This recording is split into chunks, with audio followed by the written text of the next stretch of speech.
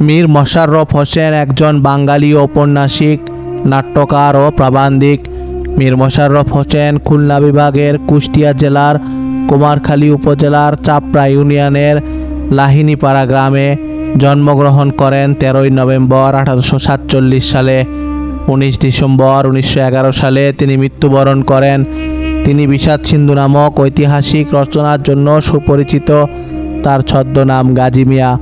মশাররফ হোসেন ছাত্র অবস্থায় কলকাতার সংবাদ প্রভাকর ও কুমারখালীর গ্রাম বার্তা প্রকাশিকার সংবাদদাতার দায়িত্ব পালন করেন। এখানেই তার সাহিত্য জীবনের শুরু। গ্রাম বার্তার সম্পাদক কাঙ্গাল হরিনাথ ছিলেন তার সাহিত্যগুরু। মশাররফ আজিজন নেহার ও হিতকরী নামে দুটি পত্রিকাও সম্পাদনা করেন।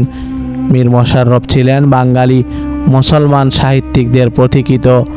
মীর মশাররফ হোসেনের প্রধান সাহিত্যকর্মসমূহের মধ্যে রয়েছে কাব্যগ্রন্থ গোড়াই ব্রিজ অথবা গৌরী সেতু, মসলেম বীরত্ব, উপন্যাস রত্নবতী, বিষাদ সিন্ধু, উদাসীন পথিকের মনের কথা, গাজী মিয়ার বস্তানি, তহমিনা, নাটক বসন্ত কুমারী নাটক, জমিদার দর্পণ, বেহুলা গীতা অভিনয়, টালা অভিনয়, প্রহসন এর উপায় কি, ভাই ভাই এই তো চাই, ফাঁস কাগজ, একই, প্রবন্ধ গো জীবন, গদ্য রচনা প্রেম পরিজাত, রাজিয়া খাতুন, ইসলামের জয়, আত্মজীবনী, আমার জীবনী, আমার জীবনীর জীবনী কুলসুম জীবনী।